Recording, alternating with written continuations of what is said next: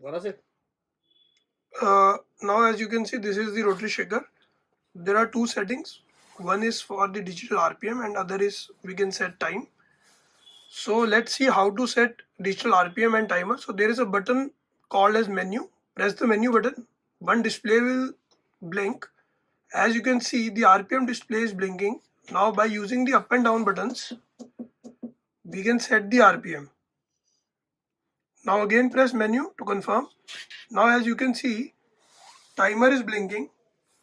So by up and down, time can be set it. We are setting 1 minute. Again press this. You will hear long beep. This shows the confirmation that the setting has been saved. Now if you press the start button,